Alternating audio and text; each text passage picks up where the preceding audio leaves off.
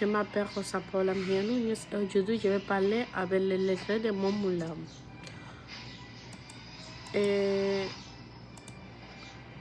Biographie d'Alphonse Daudet. Alphonse Daudet est un écrivain français né en Ontario, animé en issu d'une famille homogène modeste. Il est installé plus tard à Paris, où travaillait comme journaliste avant de se consacrer pleinement à la littérature. Il est surtout célébré pour ses romans et ses récits inspirés de la province et de la société du siècle. Il débutait par la poésie, mais c'est ses oreilles narratifs qui lui apportent la notoriété. Son style approché du réalisme met en avant les sentiments humains. Sa santé varie a aussi marqué santé de ses écrits. Les lettres de mon moulin publie et sera regroupé plusieurs numéros présentés comme des lettres fictives. À travers ce texte, l'auteur fait découvrir les paysans, les coutumes et les personnages typiques de la province. Les récits abordant également des thèmes universels comme l'amour, la liberté et les difficultés de la vie. L'écriture se caractérise par des descriptions détaillées, un toucher d'amour et des personnages qui symbolisent parfois des états moraux ou sociaux. 3. Résumé de la chaire B de Monsieur Sterling. Cette histoire raconte la vie de Blanquet, un chevalier appartenant à Monsieur Sterling.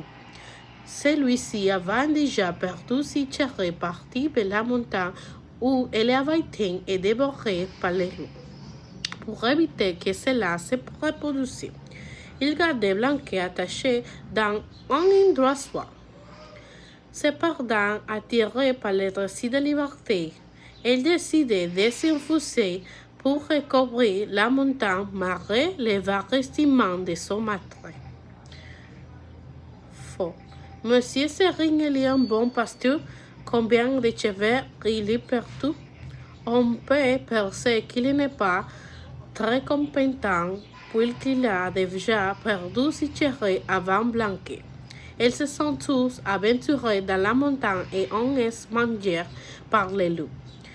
Bien qu'il cherche à les protéger, il ne comprend pas les besoins d'indépendance.